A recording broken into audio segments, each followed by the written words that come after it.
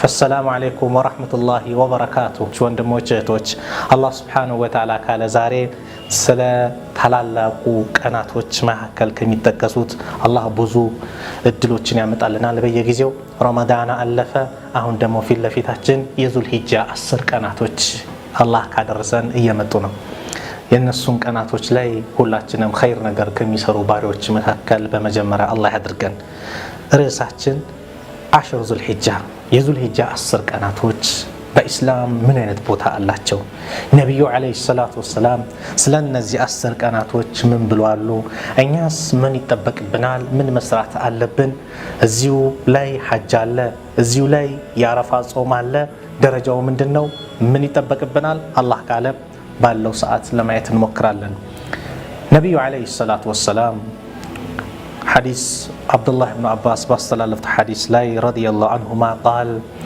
قال رسول الله صلى الله عليه وسلم من يلالو ما من أيام العمل الصالح فيها أحب إلى الله من هذه الأيام الله سبحانه وتعالى كاسقنياتشو كفتراتشو قناتوች መካከል መልካም ስራ ይበልጥ አላህ ዘንድ ተወዳጅ ሆኑበት ቀን የለም በእነዚህ 10 ቀናት ቢሆን እንጂ يعني ايام العشر قالوا يا رسول الله انت الله ملكتኛ አሉ ይሄን ሲያስተምሩ ሰሃቦቹ ወለል ጂሃድ في سبيل الله ጂሃድ في سبيل الله በአላህ መንገድ መታገልም ቢሆን በእነዚህ ቀን የሚሰራው ቀን ይበልጣል ማለት ነው ከዚህም ከጂሃድም ይበልጣል ብለው ጠየቁ የዚህ ጊዜ ነብዩ አለይሂ ሰላቱ ወሰለም ወለል ጂሃድ في سبيل الله አው ጂሃድ في سبيل الله ቢሆንም ይበልጣል በእነዚህ 10 ቀናቶች የሚሰራ ኢላ ረጁሉን ሰውየው ሲቀራሉ خرج بنفسه وماله لجهاد في سبيل الله በነፍሱም በገንዘቡ ወጥቶ فلم يرجع من ذلك بشيء او አንዳቸውንም ይዞ ሳይመለስ በዛው ከቀራ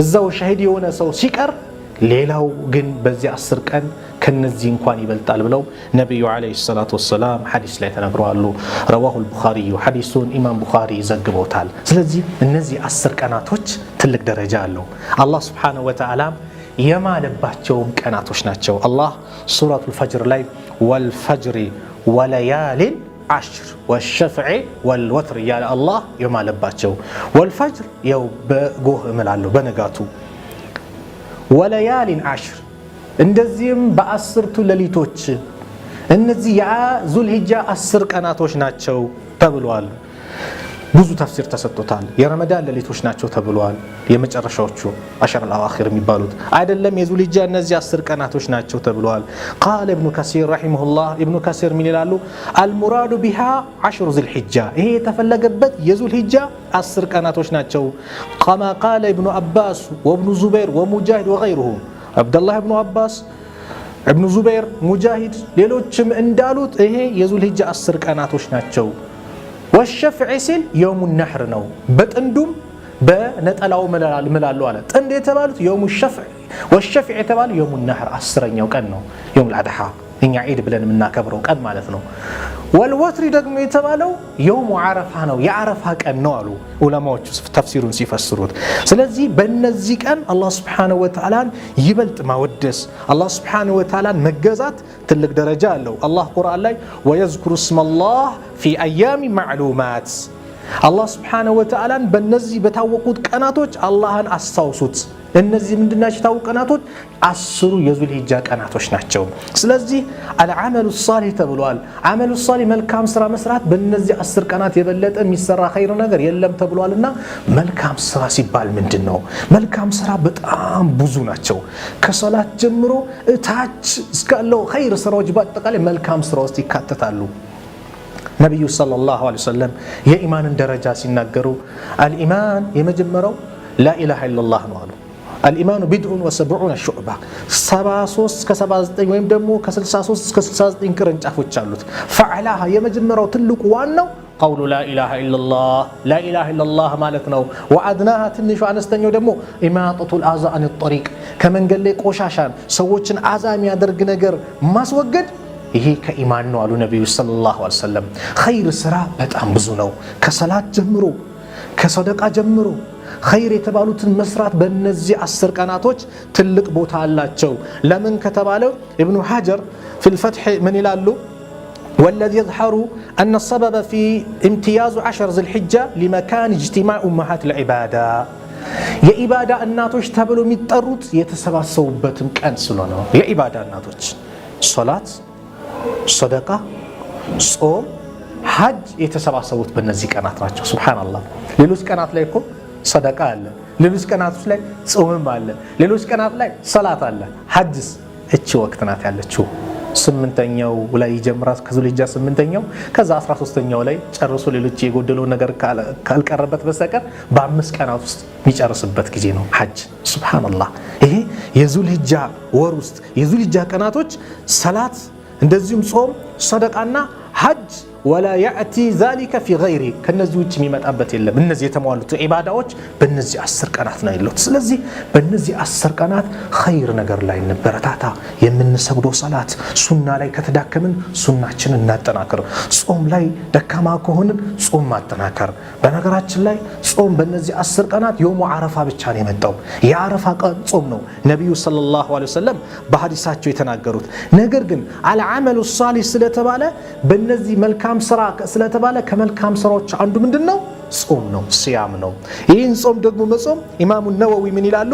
ቃለ ኢማሙ ነወዊ አነ ሶመ አያሙል ዐሽር በዚህ 10 ቀናት ውስጥ መጾም አነሁ ሙስተሐቡን እስትሕባበን ሸዲደን አሉ። በጣም የሚወደድ ነው አሉ ኢማሙ ነወዊ እንጂ ነቢዩ ሰለላሁ ዐለይሂ ወሰለም ይሄ በዚህ 10 ቀን ከዙልሂጃ 1 ጀምራችሁ ጾሙ የሚል ነገር ሐዲስ አልመጣም።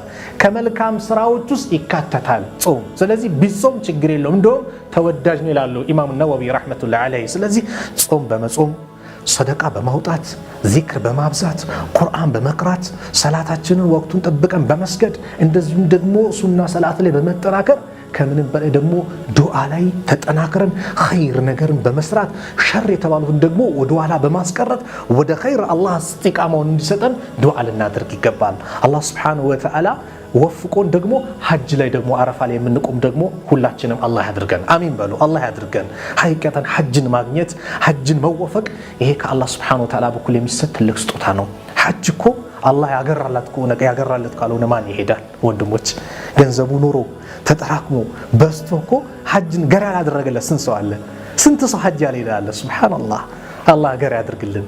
ይሄ ሐጅ ወር ሲመጣ በቴሌቪዥን መስኮት ከዓባን ስናይ ሐረምን ስናይ ኪታብ ስንከፍት ኪታቡል ሐጅ ብለን ስለ ሐጅ ስንቀራ እኮ ሐቂቀተን የአላህ ባሪያዎች ሁላቸው ልባቸው እኮ ሊፈነዳ ይደርሳል፣ ይንጠለጠላል፣ ይጓጓል።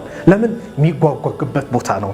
ትልቅ ዒባዳ የሚተደረግበት፣ ዓለም ሙስሊሞች የሚሰባሰቡበት፣ አንድነታቸውን የሚገልጹበት፣ ከአላህ ሱብሓነሁ ወተዓላ ፊት ቆመው ሁሉም ለበይክ አላሁመ ለበይክ እያሉ ለአላህ ሱብሓነሁ ወተዓላ የሚቀድሱበት፣ አምልኮ ከሱ ውጭ የሚመለክ እንደሌለ የሚናገሩበት፣ ሸሪካ የሌለው መሆኑን የሚገልጹበት፣ ላኢላሃ ኢለላህን በአንድ ድምፅ የሚያውጁበት፣ ሀብታም ድሃ ሳይባል፣ ጥቁር ነጭ ሳይባል፣ አረብ ምን ሳይባል፣ ባለስልጣን ምን ሳይባል ሁሉም ተመሳሳይ ልብስ ለብሶ አላህ ፊት የሚቆሙበት ቦታ ነው። ትልቅ የዒባዳ ቦታ ነው። ስለዚህ ይሄን ቦታ አላህ እንዲወፍቀንም በእነዚህ 10 ቀናት ዱዓ እናድርግ። በዘንድሮ እንኳን ባናገኝ የሚቀጥሉ አይታወቅም። ዘንድሮም ደግሞ ማን ያውቃል? አላህ ሊወስድን ይችላል። ሱብሃንአላህ። አላህ ነው ሁሉም ነገር ሊያሳካ የሚችለውና ዱዓ እናድርግ። ዱዓ ለሐጁም ዱዓ እናድርግ። ዱዓ ለራሳችን ዱዓ እናድርግ። ኻቲማችን እንዲያሳምርልን ዱንያ አኺራችን እንዲስተካከል ዱዓ እናድርግ። ዱዓ ትልቅ የዒባዳ መሳሪያ ነው። ሱብሃንአላህ። የሙእሚን መሳሪያው ሲላሁል ሙእሚን ነው ዱዓ። ዱዓ ላይ እንበረታታ። ያ አላህ ብለን እናልቀስ። አላህ ያመጣውን የሀገራችን ላይ የመጣውን ይህን የሙስሊሙን አንድነት እንዲጠናከር ጠንክረን ዱዓ እናድርግ። የተስተካከለ አመራር እንዲያደርግልን በመጅሊሱ ላይ ዱዓ እናድርግ። ሐቂቀተን ዱዓ እናድርግ። የተስተካከለ መስጊዶች መስጊድ እንዲሆኑ፣ ዑለማዎቻችን የሚከበሩበት፣ ደረሶች የሚከበሩበት፣ ዒልሙ በስነ ስርዓት እንዲቀራ ለፍተን ዱዓ እናድርግ። ይህ 10 ቀን ላይ ጭንቀታችን የዲናችን ጉዳይ እንዲሆንም ያስፈልጋል። በእነዚህ 10 ቀን እኛ ላይ ብዙ የሚጠበቁብን የዒባዳ ክፍሎች አሉና አንደኛውና ዋነኛው አሁን የጠቀስኩት የዱዓ ክፍል ነው። ዱዓ ላይ እንበረታታ። አላህ ወኢዛ ሰአለከ ዒባዲ አኒ ፈኢኒ ቀሪብ እኔ ቅርብ ነኝ ብለዋል። ኡጂቡ ዳዕወተ ዳዒ ኢዛ ደአኒ ፈልየስተጂቡ ሊ ወሊዩእሚኑ ቢ ለዐለሁም የርሹዱን። ተጣሪ በጠራኝ ጊዜ ለማኝ በለመነኝ ጊዜ ልመናውን መቀበል ምሰማ ነኝ። ትእዛዜን ጠብቁ፣ ከኔ ጋር ያላችሁን ግንኙነት አጠናክሩ፣ የኔን ትእዛዝ እሺ በሉኝ፣ እኔ እቀበላቸዋለሁ፣ እሺ እላቸዋለሁ። ወቃለ ረቡኩም ጌታቸው አለ ኡድኡኒ ለምኑኝ አስተጅብ ለኩም እቀበላቸዋለሁ ብሏል።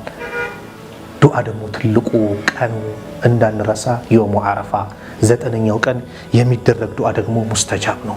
ዘጠነኛ ቀን ሐታ በሸሪዓም ነቢዩ ሰለላሁ ዐለይሂ ወሰለም ጾሙንም እንድንጾም በሐዲስ ነግረውናል።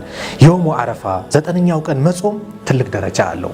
የዘጠነኛው ቀን ጾም ረሱል ሰለላሁ ዐለይሂ ወሰለም በሐዲሳቸው እንደነገሩን የሁለት ዓመት ወንጀል ያስምራል ብለዋል። የውሙ ዓረፋ የዓረፋ ቀን ጾም መጾም ትልቅ ደረጃ አለው። የሁለት ዓመት ወንጀል እንደሚያስምር ነቢዩ ሰለላሁ ዐለይሂ ወሰለም ሐዲስ ላይ ነግረውናል። ያን ጾም እንዳንረሳ። ምናልባት ዙልሂጃ 1 29 ዛሬ ማነው ቅዳሜ 29 ካለቀ እሁድ 30 ይሆናል ማለት ነው። ዙልሂጃ 1 እሁድ 30 ይሆናል። ሱብሃንአላህ አፍዋን ቅዳሜ በ29 ካለቀ ጨረቃ ከወጣች ዙልቀይዳ 29 ቅዳሜ ካለቀ እሁድ 1 ዙልሂጃ 1 ብሎ ይጀምራል። ከዛ ያን ቀን ቆጥረን ዘጠነኛው ቀን የውሙ ዓረፋ ላይ ዱዓ ልናደርግ ይገባል። እንድንጾም ነቢዩ ሰለላሁ ዐለይሂ ወሰለም በሐዲስ ላይ ነግረውናል። የሚጾሙት እዚህ አገር ላይ ያሉት ሐጅ ያልሄዱት ናቸው። ሐጅ ላይ ነቢዩ ሰለላሁ ዐለይሂ ወሰለም ያደርጉ ነበር፣ ያፈጥሩ ነበር። ሐጅ ላይ ነቢዩ ሰለላሁ ዐለይሂ ወሰለም ይህን ጾም አልጾሙትም ምን ብለውታል?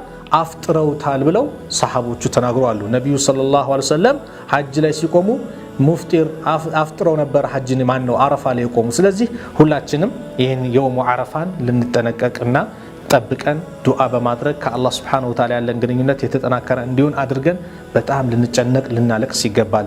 የውሙ ዓረፋ ሌላም ደረጃ አለው። አላህ Subhanahu Wa Ta'ala ባሪያዎችን ከእሳት ነፃ የሚያወጣበት ቀን ነው አሉ ነብዩ ሰለላሁ ዐለይሂ ወሰለም። ሱብሃንአላህ ዓረፋ አሉ ረሱል ሰለላሁ ዐለይሂ ወሰለም። እናታችን አይሻ በዘገቡት ሐዲስ الرسول الله صلى الله عليه وسلم قال ما من يوم أكثر من أن يعتق الله فيه عبدا من النار من يوم عرفة. الله سبحانه وتعالى كيوم عرفة يبلت باراوچن ነፃ የሚያወጣበት ከእሳት የለም። በጣም ከጀሃነም እሳት ሁር የሚለው ምን ቀን ላይ ነው አሉ? የውሙ ዓረፋ ነው ተብሏል። አላህ ከጀሃነም ነፃ ያላቸው እንዲያደርገን አላህ Subhanahu Wa Ta'ala እኛንም የሞቱን ወንድሞቻችንን ሌሎችንም ከጀሃነም ነፃ እንዲያደርግ በዚች ቀን ዱዓ ልናደርግ አላህን ልንማጸን ይገባል። ዱዓው ሙስተጃብ የሚሆንበት ነው። ሐጃ አለ ያላገባ ወንድሜ፣ ልጅ የሌለሽ እህት አለሽ፣ ልጅ የሌለ ወንድም አለ። ዱንያ አኺራው እንዲስተካከልልን ሁላችንም ምኞታችን ነው። ስለዚህ ዱዓ ላይ እንበርታ። ዱዓ መሳሪያ ነው። የውሙ ዓረፋ ላይ ዱዓ ላይ እንጠራከር። ከዛ ቀጥሎ የሚመጣው ቀን ዒድ ነው። ዒድ ደግሞ የደስታ ቀን ነው። አላህ Subhanahu Wa Ta'ala በዛ የደስታ ቀን ሁላችንም በአግባቡ የምንደሰት አላህ ያድርገን።